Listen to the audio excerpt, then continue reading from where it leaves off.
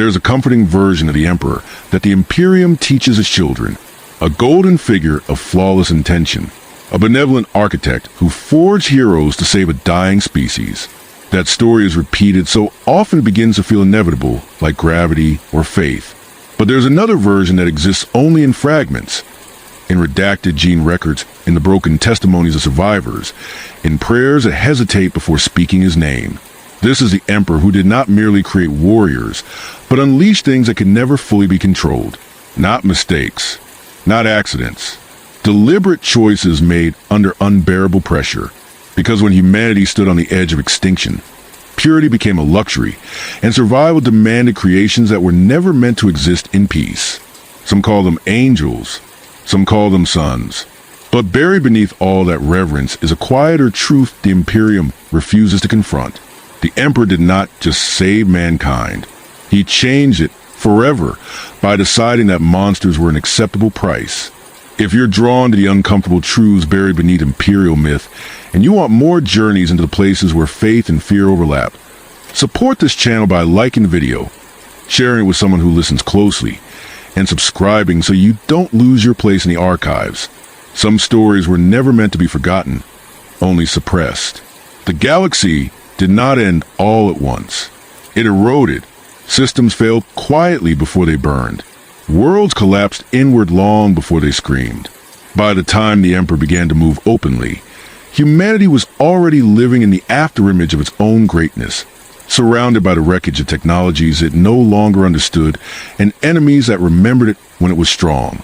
Terra itself was a wound pretending to be a world, its skies choked with industrial ash, its continents carved into warlord domains ruled by men who called themselves kings because no higher authority remained to contradict them.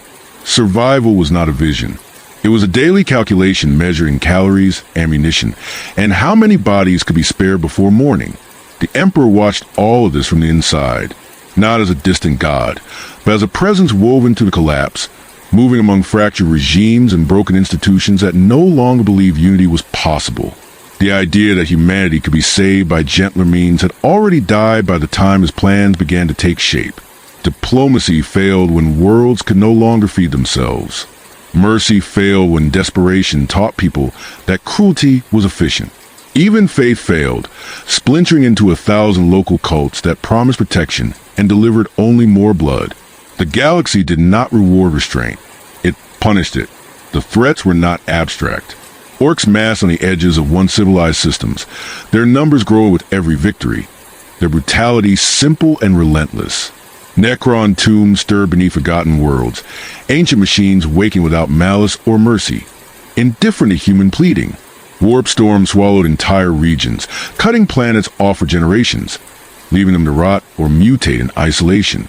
And closer still were humanity's own remnants, gene-forged tyrants, techno-barbarian armies, artificial soldiers left over from the dark age of technology, fighting wars whose original purpose had been forgotten. Against such forces, ordinary men with lost guns were not enough. They never had been. This was the truth no hymn could soften. Humanity's enemies were not merely stronger. They were optimized for violence in ways humans could not match without changing themselves. Speed, endurance, resistance to fear, resistance to pain, resistance to death itself. Every battle the Emperor observed confirmed the same conclusion. Survival demanded something beyond what humanity still was. The old moral frameworks assumed time, stability, recovery. The galaxy offered none of these. The first attempts to reclaim Terra's fractured surface proved this brutally. Even with superior coordination and strategy, the Emperor's early forces bled heavily against enemies who did not hesitate, did not tire, and did not break when logic said they should. Victories were won, but always at unacceptable cost. Each conquered territory required more lives than the last. Each success revealed another front that would demand even greater sacrifice. It became clear that unification by conventional means would grind humanity down faster than it could be rebuilt. So the question shifted, not whether monsters should exist, but whether humanity could afford not to create them. This is where the comforting stories begin to fracture. The Emperor did not wake one day with visions of golden heroes and noble sacrifice. He faced a reality in which extinction was not a distant threat, but an ongoing process. Every year of delay meant fewer worlds left to save. Every failed campaign meant technologies lost forever. In such conditions, restraint became indistinguishable from surrender. The early gene labs were born in secrecy, not out of arrogance, but necessity. Their air smelled of sterilizing chemicals and overheated machinery. Their walls echoed with the quiet urgency of people who understood they were racing against collapse. These were not places of celebration. They were workshops of compromise. The Emperor did not ask whether the creations forged there would be beautiful. He asked whether they would endure. Human physiology was the first limitation to be addressed, and the most stubborn. Flesh broke too easily. Minds fractured under prolonged terror. Training could only go so far before exhaustion set hard limits. The solution was not refinement, but transformation. Stronger bones, redundant organs, neural conditioning that suppressed hesitation and fear. These ideas were not new. Humanity had experimented with such concepts before, and nearly destroyed itself in the process. The difference now was scale and urgency. There would be no slow iteration, no room for failure. Those who worked on these early projects understood the danger immediately. They recorded warnings in careful, technical language. Instability, psychological degradation, loss of control. The Emperor read these reports and did not dispute them. He simply measured them against extinction and found them acceptable, not desirable. Acceptable. That distinction mattered to him, even if it did not survive translation into myth. The earliest results were unstable. Some creations were too aggressive, their loyalty brittle and conditional. Others were physically resilient but mentally hollow, unable to adapt beyond rigid parameters. A few were terrifyingly effective and impossible to reintegrate into anything resembling civilian existence. Each failure reinforced the same lesson. Once humanity crossed this threshold, there would be no going back. Monsters would be refined, directed, sanctified, but never unmade. And yet the alternative remained unthinkable. Outside the gene labs, the galaxy burned. Every report that reached the Emperor carried new evidence that time was slipping away. Orc empires expanding, warp anomalies intensifying. Entire populations lost to silence. The choice was no longer between purity and corruption. It was between control monstrosity and uncontrolled annihilation. This was a crucible in which the Emperor's philosophy hardened. Survival was no longer about preserving what humanity had been. It was about ensuring something. Anything would remain. The tools required for that task would not be gentle. They would not be subtle. They would not be moral in the way peacetime thinkers define morality. They would be effective. As the first true successes emerged from the labs, towering figures capable of enduring wounds that would obliterate ordinary soldiers, the weight of the decision settled fully. These were not men enhanced. They were weapons given human shape. Necessary, terrible, irreversible. The Emperor did not celebrate them. He deployed them. And in doing so, he accepted a truth that the Imperium would spend 10,000 years trying to forget. Some wars can only be won by creating things that should never survive them. The first deployments were not announced. They were not named. They were inserted quietly into wars already considered unwinnable. Into theaters where defeat had been accepted in everything but paperwork. Entire regions of Terra's surface had resisted every conventional assault. Their warlords entrenched behind technologies salvaged from a brighter age. Their armies hardened by generations of uninterrupted violence. Sending ordinary troops into those killing grounds was no longer strategy. It was ritualized loss. So the Emperor sent something else. Those who witnessed these early campaigns struggled to describe what they saw. Reports returned stripped of flourish, written in the flat language of shock. Enemy fortifications breached without pause. Defensive lines collapsing not from flanking maneuvers, but from the sudden presence of figures that refused to slow, refused to bleed properly, refused to die when hit. Some accounts mention silence falling across the battlefield, not peace, but disbelief. The kind that comes when an enemy realizes that the rules they relied on no longer apply. The creations did not fight like soldiers. They advanced like inevitabilities. This is where fear entered the process, not among humanity's enemies, but But among humanity's own commanders, victory arrived too efficiently. Losses dropped precipitously. Entire campaigns ended in days where they had previously consumed decades. And with that efficiency came a realization no one wanted to voice aloud. Whatever these things were, they worked too well. They did not break ranks. They did not hesitate. They did not stop when the battle was won. They had to be ordered to stand down. And even then, some resisted the transition from violence to stillness, as if the act of stopping required conscious effort. Control mechanisms were introduced almost immediately. Neural conditioning. Command hierarchies engineered into biology. Loyalty not taught, but embedded. The Emperor understood that a weapon powerful enough to save humanity would also be powerful enough to end it if left unchecked. These safeguards were not expressions of trust. They were acknowledgments of risk. And still, the risks were accepted. The human cost of this transition went unrecorded in any official chronicle. Those who could not adapt to the presence of these creations, soldiers who froze in their shadows, officers who hesitated to issue orders to something that no longer felt human, were quietly reassigned or removed. Civilian populations exposed to the aftermath of these battles were relocated, their testimonies filtered, their memories diluted into rumor. The Imperium learned early that monsters could not simply exist. They had to be contextualized, framed, explained in ways that preserved morale. Language did much of that work. These creations were not called abominations.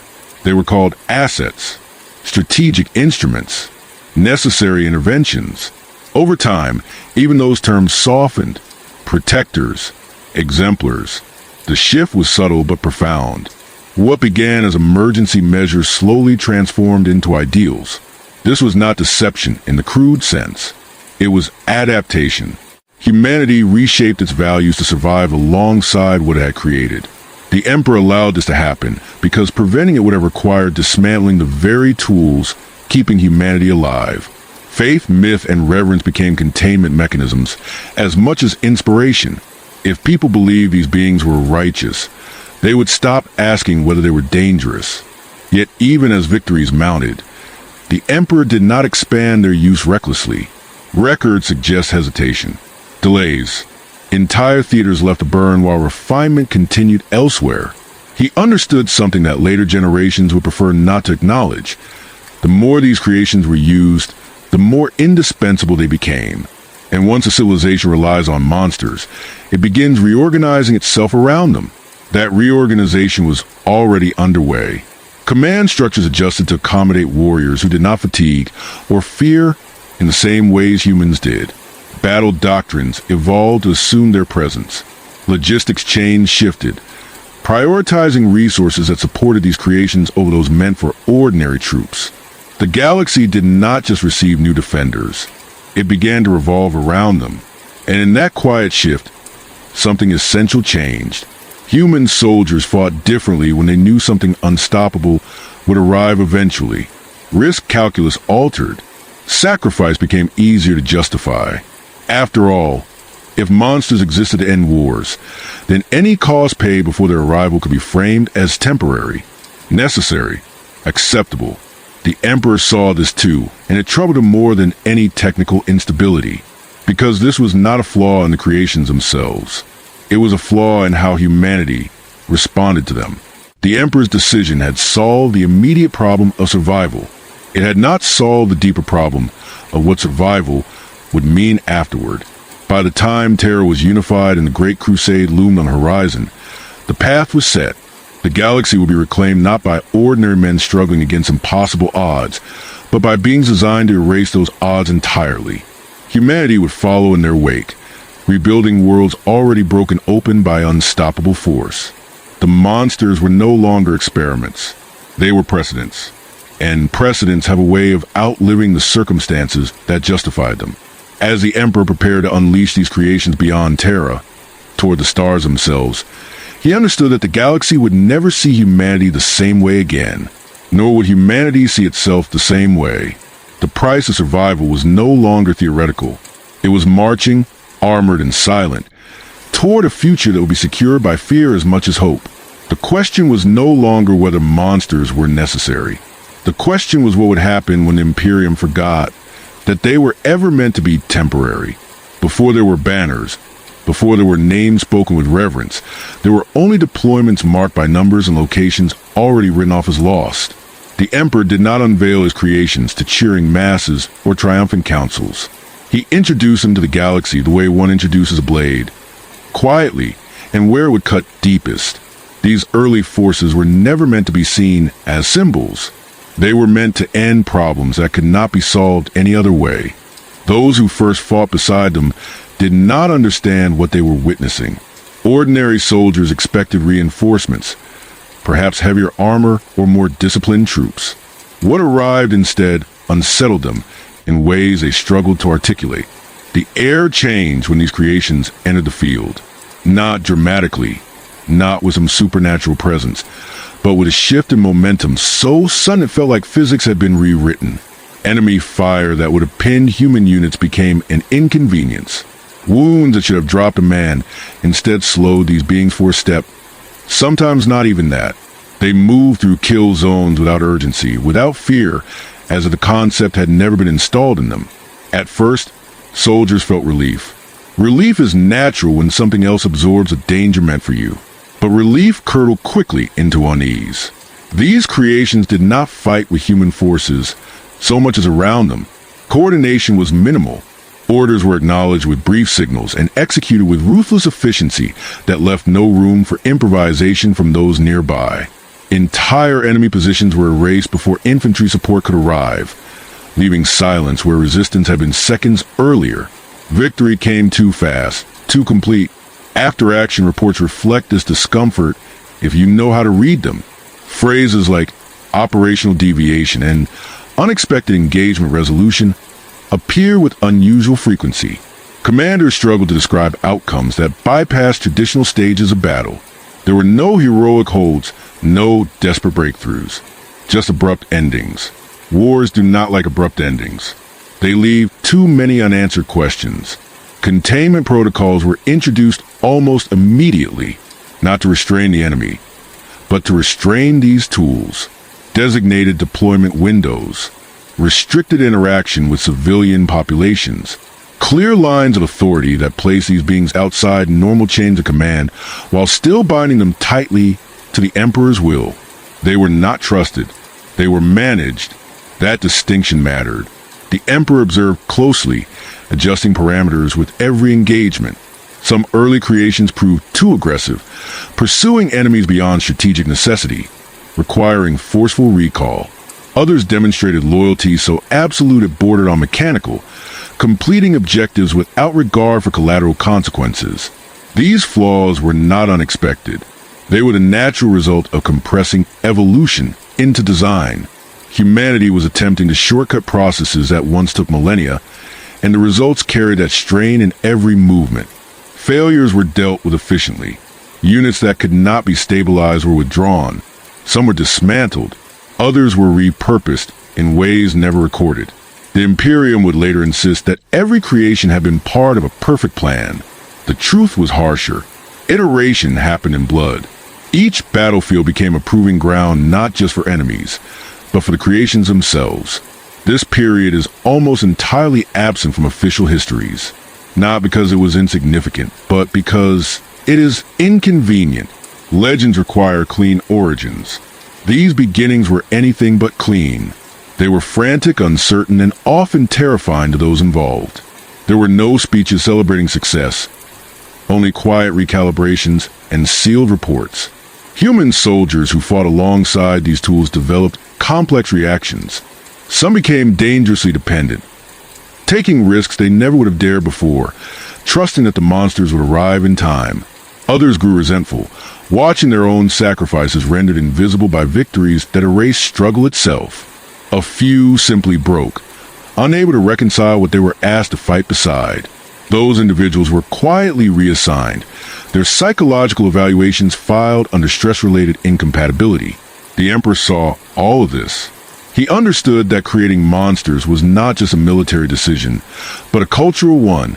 The presence of unstoppable force reshapes how people think about loss, courage, and responsibility. Once introduced, It cannot be isolated to the battlefield. It seeps into doctrine, into expectation, into how commanders justify decisions that would have been unthinkable before. Yet the Emperor did not retreat from this path. He could not. Each success reinforced the same grim equation.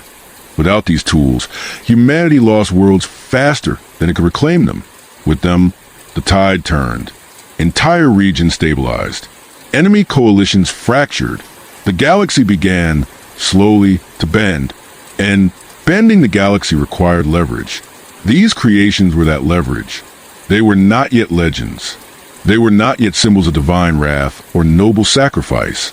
They were tools, sharp, dangerous, imperfect tools, wielded with full awareness of the harm they could cause if mishandled.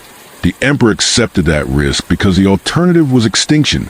But even at this early stage, the shape of the future was visible to those who dared look ahead.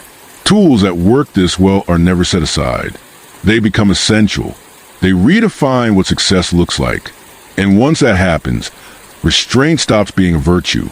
As the Emperor prepared to expand these deployments beyond Terra, toward a galaxy waiting to be broken and rebuilt, the question lingered unspoken among those closest to the truth. If humanity survived by relying on monsters, what would it become once survival was no longer the only goal? The expansion beyond Terra did not begin with ceremony. It began with logistics. Fleets assembled without proclamation, their holds packed not with hope, but with necessities. Fuel, ammunition, gene vaults sealed behind layers of authorization few ever questioned. The Emperor understood that the moment these tools were revealed to the wider galaxy, perception would harden around them. So he delayed that revelation, choosing instead to let results speak where explanation would fail. The first off-world deployments followed the same pattern as those on Terra. Impossible fronts, fractured systems, enemies that already outlasted multiple Imperial attempts at compliance. In each case, the arrival of these creations shortened wars that had consumed generations.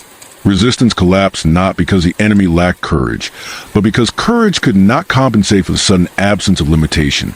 Strongholds fell without siege. Leaders were removed before negotiations could even begin. Entire campaigns concluded so quickly that remembrancers struggled to record them coherently. Among the fleet crews and support staff, stories spread in fragments. Not tales of glory, but of encounters that felt wrong in subtle ways. Servitors malfunctioning in the presence of these beings, as if machine spirits recoil from something they could not categorize. Auspex readings spiking without clear cause. Astartes, though they were not yet known by that name, standing motionless in transit holds for hours, perfectly still, as though waiting for a command that existed only within them. None of this was alarming enough to halt deployment. It was simply noted, archived, and buried beneath urgency. Commanders began adjusting expectations without formal instruction. Plans were written assuming these tools would succeed. Human units were repositioned accordingly, sometimes dangerously so. Losses among baseline troops were justified retroactively by the promise of swift resolution. If the monsters would end the war, then anything spent before their arrival could be framed as investment rather than waste. This logic did not originate from cruelty. It emerged naturally, the way all efficient systems drift toward optimization. The Emperor watched this shift with growing concern. He had created weapons to save humanity, not excuses to spend it more freely. Yet correcting that drift required pulling back from success, and pulling back meant allowing wars to drag on, worlds to burn longer than necessary. The calculus became cruel in its simplicity. Shorter wars saved more lives overall, even if some lives were spent more casually in the process.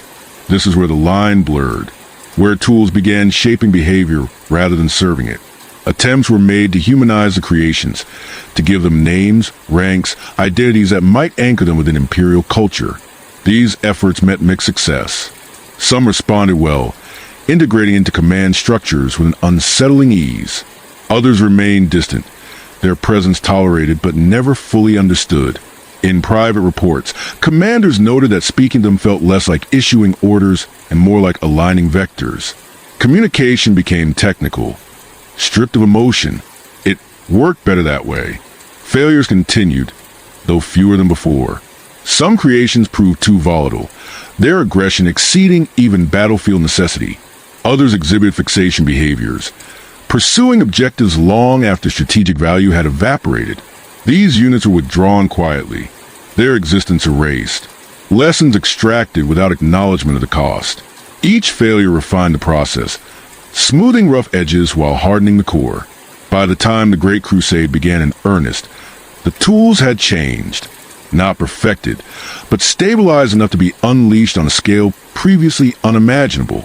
The galaxy would come to know them as Space Marines, angels of death bearing the Imperial Aquila, symbols of unity and wrath. But in these earlier days, they were still something more fragile and more dangerous than legend allowed. Those who had seen their beginnings understood this. They spoke of it rarely, and only in terms that could be mistaken for exaggeration or stress. Over time, even those memories dulled, overwritten by victories too vast to question. Success as a way of erasing its own origins. The Emperor knew that once the galaxy accepted these creations as saviors, it would never tolerate their absence. Dependence would solidify. Doctrine would crystallize. What began as a desperate solution would become foundational truth. And truth, once established, resists revision more fiercely than any enemy. As fleets gathered and banners were prepared, the tools stood ready. Not proud, not eager, simply present, awaiting deployment on a scale that would redefine war itself. Humanity was about to reclaim the stars not through reconciliation or patience, but through overwhelming force embodied in living weapons. The Emperor looked upon this future with clear eyes. He did not mistake momentum for righteousness. He understood that monsters could win wars, but they would also reshape the civilization that wielded them. The Imperium would grow stronger, faster, more unified than ever before. It would also grow harsher, more absolute, less capable of imagining alternatives. The tools were no longer temporary. They were becoming indispensable. And as the First Crusade fleets translated into the warp, carrying these creations toward a galaxy unprepared for what was coming, the last quiet moment of uncertainty passed. From here on, the Imperium would build its destiny around monsters, and history would remember them as miracles. The moment the monsters proved indispensable, the tone of command began to change. It was not announced. No decree echoed through marble halls or across Vox channels. It happened in briefings where time grew shorter, in orders where margins disappeared, in expectations that shifted so subtly most never noticed the ground moving beneath their feet. Compassion did not vanish. It was reclassified. It became inefficient. In the early campaigns of the Great Crusade, human forces still mattered in the way they always had. They secured supply lines, negotiated compliance, held ground after the fighting ended. But now they did so in the long shadow cast by the Emperor's creations. Battles were planned with the assumption that the monsters would arrive when resistance peaked. Everything before that moment became preparatory sacrifice.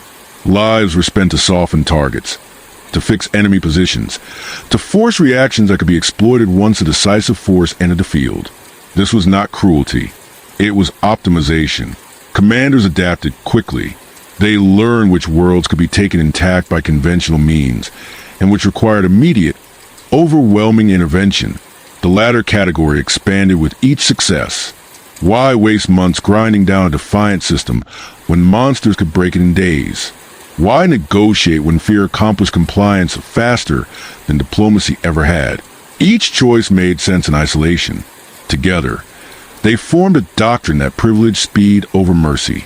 Those who hesitated found themselves sidelined, not punished, simply reassigned to quieter sectors where their caution would do less harm. The Crusade did not need philosophers. It needed momentum. Officers who embraced the new reality advanced rapidly, their records gleaming with swift victories and minimal delays. Casualty numbers remained high, but wars ended sooner. That became the metric that mattered. On the ground, ordinary soldiers felt the shift before they could articulate it. They were pushed harder, sent deeper, expected to hold longer with the unspoken assurance that relief would come in the form of something unstoppable. When it did, the relief was immediate and unsettling. Entire enemy formations vanished. Strongholds fell without negotiation. Resistance dissolved not because it had been convinced, but because it had been terrified into submission. Soldiers watched this unfold and learned a dangerous lesson. Survival no longer depended solely on discipline and courage. It depended on proximity to monsters. Faith adapted to accommodate this reality. Chaplains spoke of divine instruments, of chosen warriors acting as extensions of the Emperor's will. The language softened fear into reverence. What could not be understood was sanctified. This was not manipulation in the crude sense. It was survival psychology scaled to an empire. People needed to believe that such power was righteous, or they would never sleep again. Yet cracks appeared even in victory. Some worlds complied instantly, surrendering the moment the monsters were sighted. Others resisted with a desperation that bordered on self-destruction, forcing annihilation where assimilation might once have been possible. The Emperor observed these outcomes with growing unease. Control achieved through fear was efficient, but brittle. It produced obedience, not loyalty. And empires built on obedience alone require constant pressure to remain intact. Within the Crusades' command structure, this tension manifested in quiet debates that never reached public record.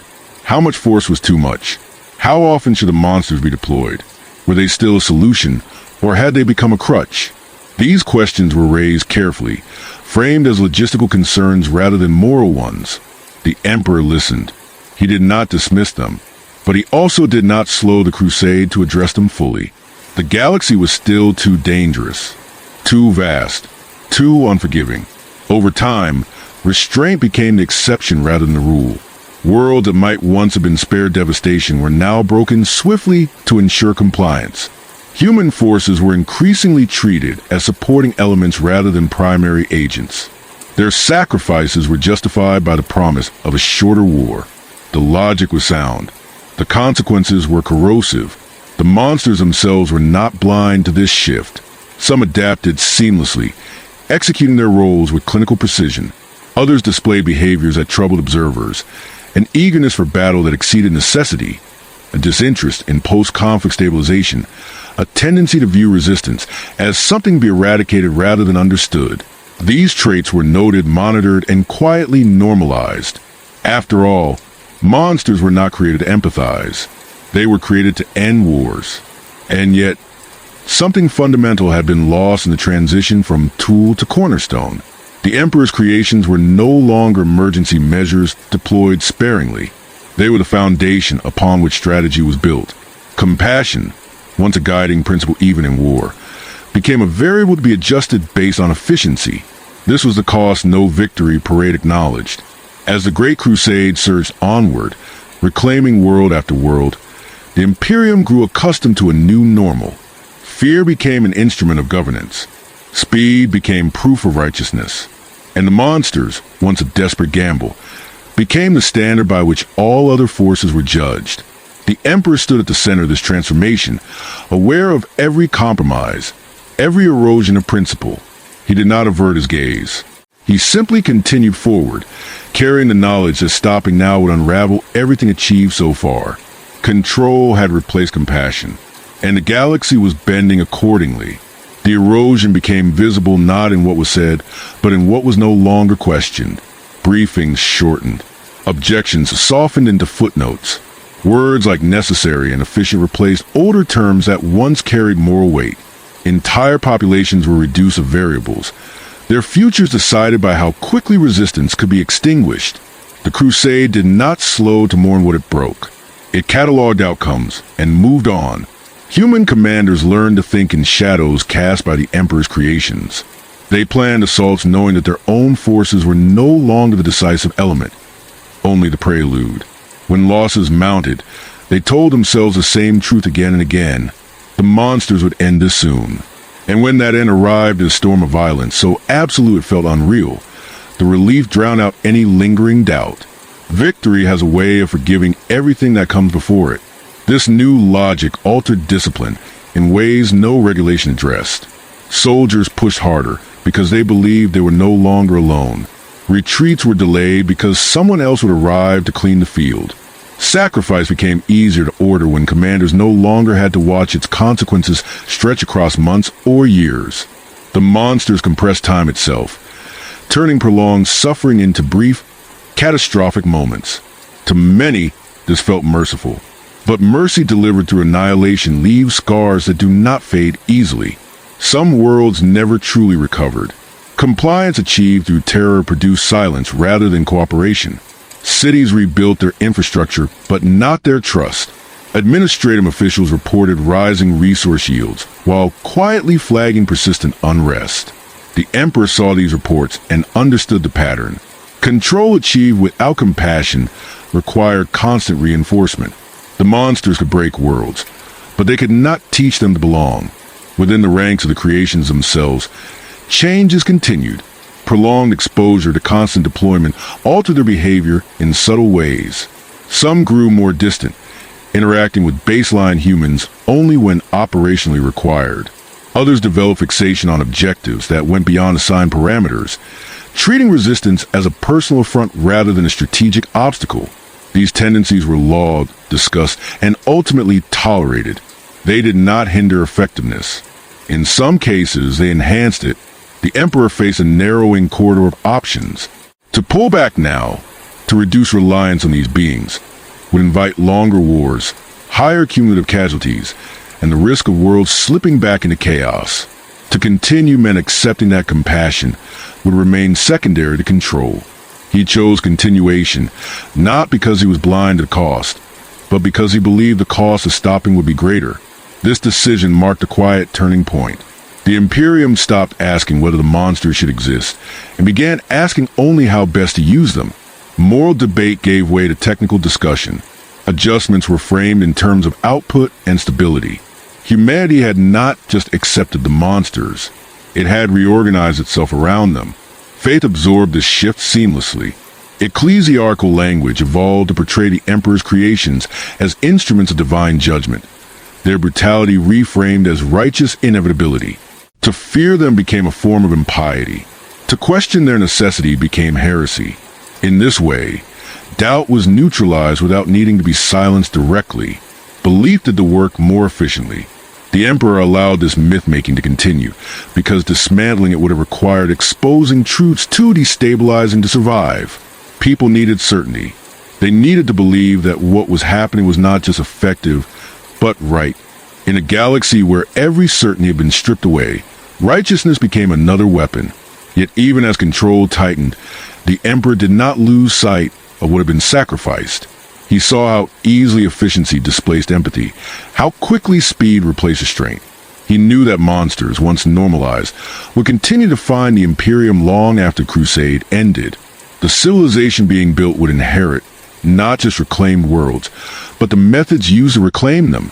By the time the Crusade reached its height, compassion had become situational, applied selectively, withheld when inconvenient. Control governed strategy, faith governed perception, and the monsters governed reality itself. Humanity stood triumphant across the stars, unified under a single banner. But unity achieved through fear carries a cost that compounds over time. The Emperor understood this better than anyone. He had not created monsters because he desired them. He had created them because the galaxy demanded them. And now the galaxy had learned to demand nothing else. As the Crusade pressed onward, consuming resistance and rewriting history, the question that lingered was no longer whether compassion could be restored. It was whether the Imperium would even recognize it if it returned. The moment the monsters became symbols, the truth of what they were began to dissolve. Not erased, not denied, but softened until it could no longer cut. This was not done through lies, so much as through repetition. The same victories retold from different angles. The same figures framed in gold and fire. Over time, the memory of desperation that had birthed them was replaced by inevitability. They had always been meant to exist. They had always been part of the plan. Anything else became unthinkable. This transformation did not happen on the battlefield. It happened in sanctums, archives, and sermon halls, in the careful language of remembrancers and the quieter edits of the administratum. Reports that once spoke of containment protocols and instability were rewritten to emphasize devotion and obedience. Hesitation was reframed as contemplation. Aggression became righteous zeal. What could not be fully explained was attributed to divine will, because divinity required no clarification. Among the common citizenry, Stories spread faster than records ever could. Entire worlds whispered of giants descending from the sky, of wars ending overnight, of enemies broken so completely they left no ghost behind. Fear came first, then relief, then gratitude. Gratitude hardened into reverence. When something saves you from annihilation, you do not ask whether it should exist. You build altars and thank whatever sent it. The ecclesiarchy did not invent this reverence. It recognized it and gave it shape. Litanies were composed that spoke of wrath as mercy, of annihilation as purification. The monsters were no longer weapons. They were proof that the Emperor watched, that he intervened, that humanity had not been abandoned to the void. To question them became indistinguishable from questioning salvation itself. Even within the ranks of the Astra Militarum, the shift was unmistakable. Soldiers began to speak of the Emperor's creations not as allies, but as deliverance. Morale briefings referenced them indirectly, promising that help would come when needed. Faith filled the gap where strategy once lived. The presence of monsters altered not just how wars were fought, but how they were endured. Yet beneath the surface of myth, unease persisted. Officers who had seen the earliest deployments remembered what these beings had been before they were sanctified. They remembered the precautions, the failures, the fear of loss of control. These memories did not disappear. They went quiet. Speaking them aloud no longer felt appropriate. No one wanted to be the one to introduce doubt into something that worked so well. The Mechanicus, too, felt the tension. In sealed data vaults, tech priests log anomalies that did not fit clean narratives. Gene seed variances, behavioral deviations, patterns that suggested long-term consequences, not yet fully understood. These were not presented as accusations, only as observations. But observations have weight, and weight attract attention. So the observations were classified, not destroyed, preserved, in case they were needed later. The Imperium has always preferred to bury its uncertainties rather than resolve them. Knowledge, like weapons, is safest when locked away. Among the monsters themselves, awareness of their transformation was uneven. Some embraced the roles assigned to them, internalizing the myths as identity. Others remained distant, carrying out their duties with detachment that bordered on alienation. They were revered, feared, obeyed, but rarely understood. And understanding, once denied, becomes impossible to reclaim. Rumors circulated even here. Whispers that the Emperor had foreseen all of this, that he had known the cost and accepted it as part of a greater design. Counter-whispers claimed he regretted it, that the monsters were never meant to last beyond the Crusade, that something had gone wrong. No version could be proven. All of them persisted. Truth, in the Imperium, survives best when fragmented. What mattered was this. The monsters had become inseparable from salvation itself. The Imperium no longer asked whether they should be used, only where and how soon. Entire strategies revolved around their deployment. Entire cultures reorganized around their arrival. Worlds judged their worth not by productivity or loyalty, but by whether they merited intervention. This was a final inversion. What had been created as a last resort became the first answer. What had been feared became adored. What had been controlled through caution was now unleashed through faith. The Emperor watched this transformation with silence that invited interpretation. To some, it was approval. To others, exhaustion. To a few, something closer to mourning. But he did not intervene to reverse it. Perhaps he could not. Perhaps he would not. Perhaps the cost of unmaking belief was greater than the cost of sustaining it. By the time the monsters were universally recognized as angels, the Imperium had crossed another threshold, not one of survival, but of identity. Humanity no longer defined itself by what it was, but by what it commanded.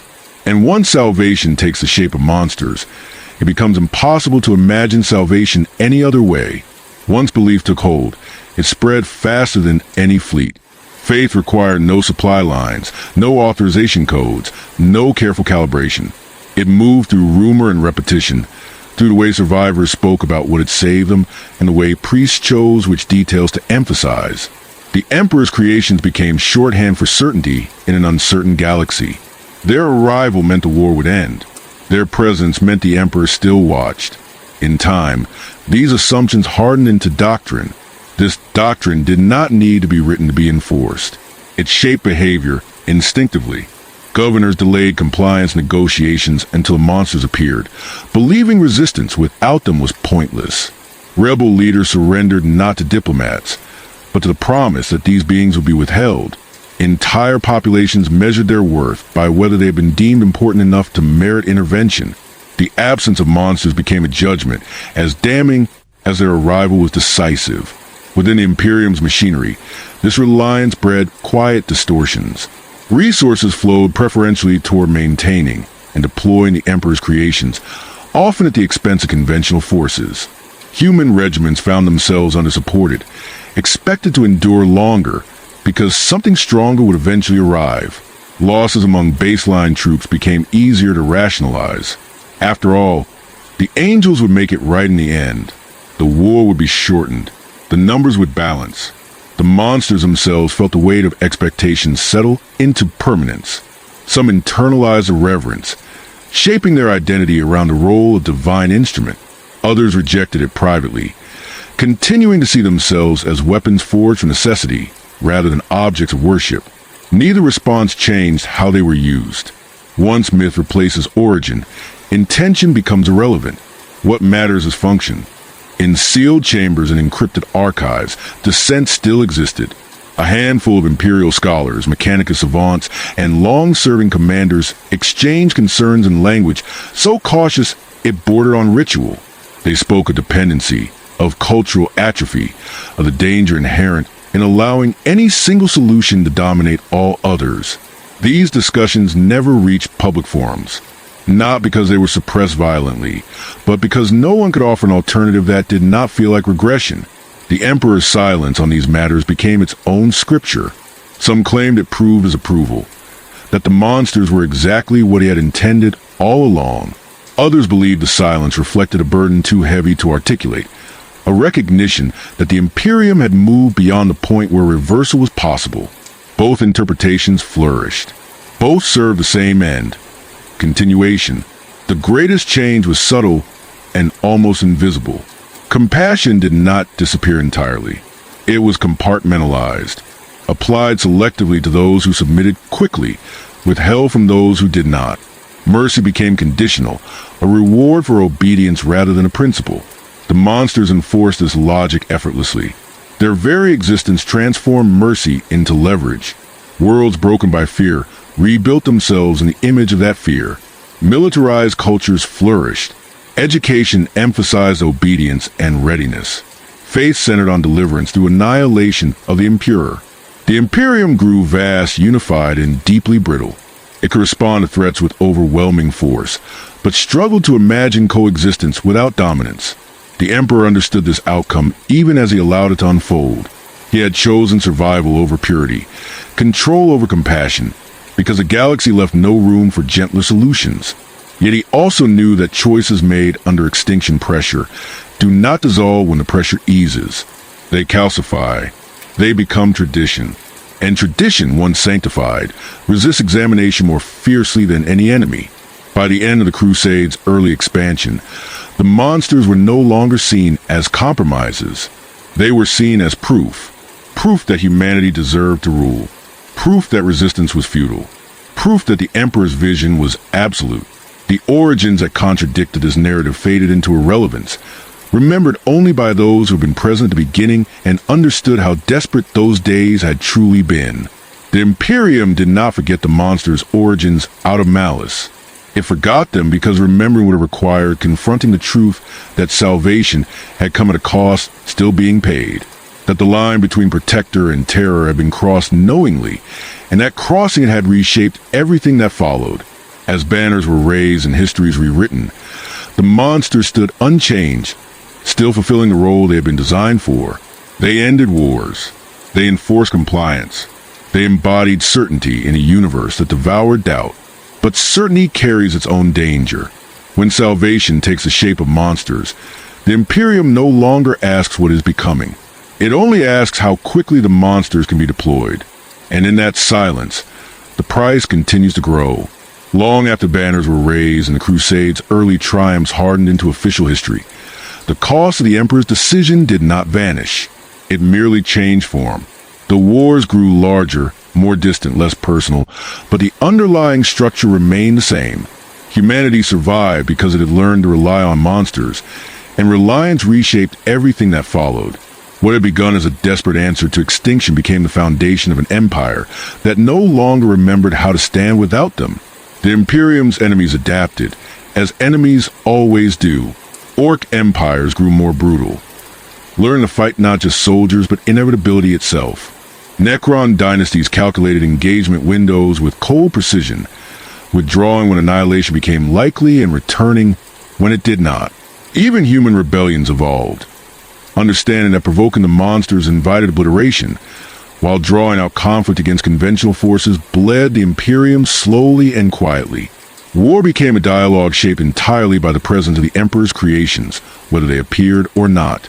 Within the Imperium, the consequences were more subtle and more corrosive. Ordinary human forces continued to fight, continued to die, but their roles shifted irreversibly. They were no longer the measure of victory. They were the buffer, the delay, the acceptable expenditure before salvation arrived. Entire generations of soldiers learned to fight in the knowledge that they were not the final answer, only the opening move. Courage still mattered. Discipline still mattered. But neither was enough on its own anymore. This knowledge changed how humanity saw itself. Baseline humans became provisional by comparison, valuable but replaceable. The Emperor's monsters, by contrast, became irreplaceable even as their numbers grew. Gene Forge's recruitment worlds and sacred rituals arose to preserve them, protect them, and justify every resource spent on their continued existence. The Imperium told itself this was efficiency. In truth, it was dependency formalized into doctrine. The Emperor foresaw this outcome in fragments, in probabilities rather than certainties. He knew that once humanity allowed itself to be saved by monsters, it would eventually define strength in those terms alone. Other paths, slower, messier, more humane, would be dismissed as weakness. Compassion would survive only where it did not interfere with momentum. Mercy would exist only as a tool of compliance. None of this surprised him. What troubled him was how quickly the galaxy accepted it. Worlds that had once resisted tyranny now begged for the monster's intervention. Governors invoked their arrival as proof of loyalty. Faith crystallized around them, reshaping prayer into anticipation of violence. Even horror lost its edge when repeated often enough. What had once inspired dread became reassuring through familiarity. The Emperor understood the psychological cost of this better than anyone. He had not merely created warriors. He had altered humanity's relationship with fear. Fear was no longer something to be confronted and endured. It was something to be outsourced, contained, deployed. The monsters became humanity's fear, made flesh and given orders. And fear, once externalized, does not disappear. It accumulates. Within the monsters themselves, the costs manifested differently. They were designed for war, conditioned for obedience, reinforced against doubt. But even they were not immune to the gravity of their role. Some embraced it fully, becoming embodiments of the Imperium's will, untroubled by the devastation they left behind. Others carried a quieter burden, an awareness, never spoken aloud, that their existence was a result of choices humanity would rather not remember. These moments surfaced rarely in the aftermath of battle, in the stillness between deployments, a pause before executing an order, a glance at a ruined city that lingered a fraction too long. Such hesitations were not recorded. They were not encouraged. They were absorbed into the vast silence that surrounded the truth of their origins. The Imperium continued forward, expanding, fortifying, sanctifying. It built monuments to victories without acknowledging the compromises beneath them. History became a straight line pointing toward inevitability. The Emperor's monster stood at every major turning point, ensuring that line did not bend. Yet, the price was never fully paid. Every war fought with monsters set the terms for next. Every victory made their absence less tolerable. Every generation born into Imperium inherited a reality where salvation arrived from the sky in the form of armored giants, and anything less felt insufficient. Humanity did not simply accept this. It normalized it. The Emperor watched this normalization with the clarity of someone who understood that survival and progress are not the same thing. He had saved humanity from extinction. Whether he had saved it from itself remained an open question, one he could not answer without unraveling everything he had built. And so the Imperium endured, powerful, unified, and forever bound to the consequences of decision made when the galaxy was on fire. The monsters remain necessary, and necessity, once invoked often enough, becomes eternal. The Imperium learned to live inside the consequences, as if they were natural laws. Generations passed who never knew a galaxy without monsters shaped like salvation. Children grew up hearing stories where victory arrived not through endurance or unity, but through sudden, overwhelming force descending from orbit. In those stories, fear always belonged to the enemy. Humanity was spared it, protected by beings who existed so others would not have to face what the galaxy truly was. This arrangement felt merciful. It felt clean. It was neither. Because every time the Imperium called upon its monsters, it confirmed something it could never take back. That humanity alone was no longer enough. That survival required something altered, something stripped of hesitation and scale beyond ordinary life. This belief settled into culture the way sediment settles into stone. It shaped recruitment, governance, even hope itself. When crises arose, the first question was no longer how to solve them, but how soon the monsters could arrive. The Emperor understood the inertia he had created. He had not just forged warriors. He had forged expectations. An empire built on such expectations could not afford to rediscover humility or restraint. Doing so would feel like vulnerability, and vulnerability had been trained out of humanity at every level. Even compassion became suspect if it slowed response times or complicated compliance. Some among the Imperium whispered prayers that hinted at doubt, not heresy, but uncertainty cloaked in reverence. They asked whether the Emperor still watched in the way he once had, whether he approved of what his creations had become, whether salvation purchased through terror could ever be redeemed. These questions were never answered. They did not need to be. The Imperium did not require certainty to function. It required momentum. The monsters continued to fight, to conquer, to enforce. They became traditions unto themselves, bound by rituals that emphasized purpose over origin.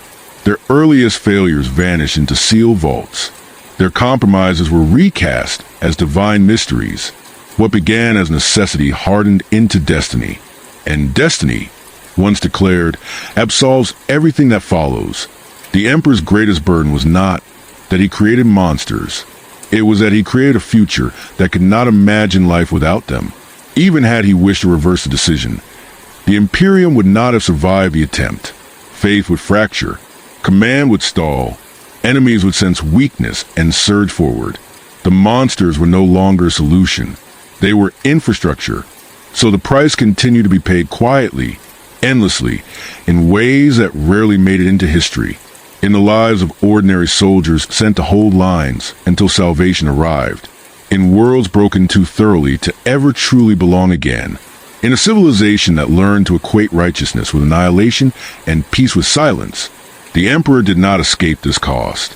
Whether seated upon the golden throne or remembered through prayer and symbol, he remained bound to the consequences of his choice. Not as a tyrant blind to suffering, but as an architect who understood that some structures cannot be dismantled without collapsing everything they support. This is why the Imperium does not speak of monsters. It speaks of angels. Because angels imply intention without blame. They suggest purity of purpose. They remove the need to ask whether something should exist at all. Angels simply are, and if they are terrible, it is because the universe demanded it.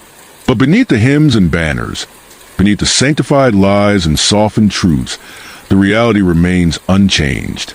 The Emperor created monsters because the galaxy demanded them. The Imperium kept them because it forgot how to survive without them. And the price, that slow erosion of humanity's capacity for mercy, doubt, and restraint, was never fully paid in any single war. It accumulated. It still accumulates.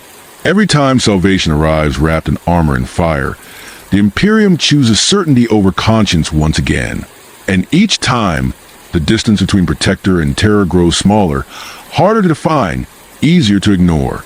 That is the legacy the Emperor left behind. Not a single act of creation, but a choice that could never be undone. A choice that saved humanity's body, even as it reshaped its soul. And in the long darkness of the far future, that may be the most monstrous thing of all.